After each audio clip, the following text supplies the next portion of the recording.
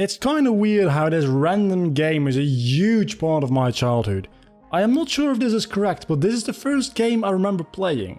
I probably played some other games before this, and I might even remember some of those games like Crash Bandicoot. But in my memory, this is the first game I played, or at the very least, the first one that got me really engaged. This game at its core is nothing more than just Atari Breakout in 3D graphics on the PlayStation. With a third dimension come fun and interesting stages, but possibly even better, mini games between the stages. That is where you can see the real creativity in this game. As a kid, I remember playing this game a lot, but replaying it, I finished it within 2 hours. So I guess I was really bad at this game as a kid, or I just replayed it a lot. Either way, let's see if my fond memories will survive this retrospective. The game starts off with a beach party, because who doesn't like beach parties? Your main character is just chilling with his girlfriend when one of your friends kicks the beach ball into the water. And because we need to make sure that we introduce the main character, you're the one that needs to go get it. Of course, when you come back, everyone is gone and there's a purple guy standing there on the island and he kinda kidnaps you and all your friends. Then my game froze, so I missed the rest of the cutscene. Next thing I knew, I was in prison. For gameplay and plot convenience, you are the only one of your friends who was sent to this prison. The other ones were all sent to different places because otherwise there wouldn't be adventure, now would there? Well, now you have to... wait for it. Wait for it. Breakout! I swear to God, sometimes I hate myself. After breaking out, you get placed into the first minigame, where you have to run away from a wolf. This is a bit random, but it seems to remind me of Crash Bandicoot, so I can't really complain at all. Anyway, once you break out of that prison, it's time to go rescue your friends, starting with America. Or well, I don't know his actual name, but I like to call him that. And he's stuck in an ancient Egyptian tomb. Next thing you know, he's gonna start playing children's card games. To free him, you need to fight an actual mummy, which I must admit is kinda cool.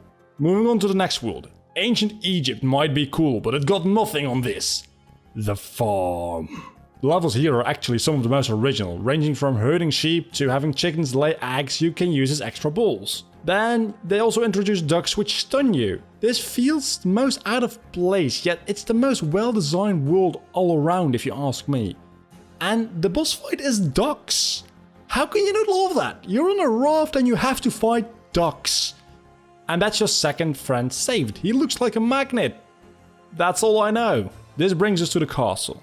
This world probably is one of the more traditional worlds out there as far as breakout-based levels go. But this world has character. You're fighting against a dragon who kidnapped the next one of your friends, and his minions keep rebuilding the wall you need to destroy. All around, I think it's a great idea for a stage, and the feeling of this castle is really well done too.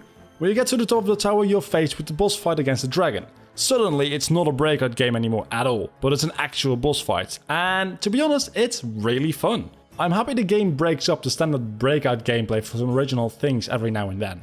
Next up is the factory. Here you get placed into a stupid minigame right away. I don't really like this minigame. It's well designed, I guess, and it could be fun to play, but honestly, I think it's just a bit boring. Then the real gameplay starts, and I honestly think this is the most amazing part of the game. It's a shame they didn't use this more. You have to connect pipes breaking glass boxes. The first puzzle is really easy and you can learn the principles behind this kind of puzzle. But then the second one makes it more difficult, showing you what's possible with this kind of gameplay. And then the last one takes it to a whole level, which actually makes it kind of difficult. This great piece of game design is really fun, and then it's followed by the most boring and underwhelming boss fights ever. You have to just play Breakout while the boss acts like a shield to protect his wall. In theory that might work, but it's more annoying than anything. Now it's time to move into space, the final stage of the game. It's time to go save your girlfriend.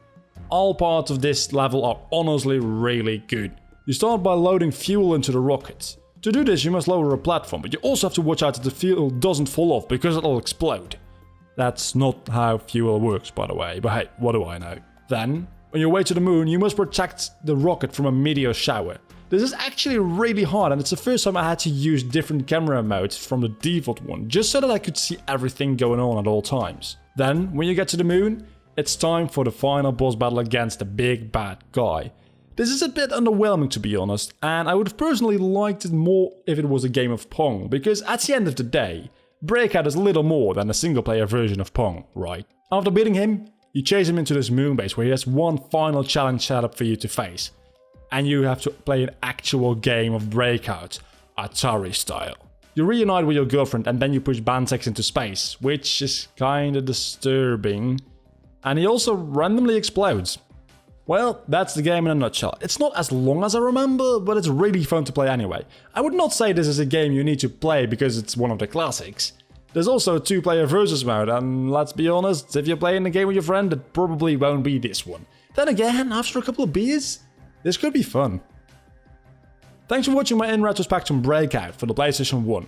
If you've enjoyed this video, don't forget to leave a like below this video and subscribe to my channel. In the meantime, you can click the thumbnail on the top to watch my in retrospect on Super Mario 64, or the thumbnail on the bottom to watch my top 10 Crash Bandicoot levels. Until the next time, I have been Vlogger, you have been awesome as always.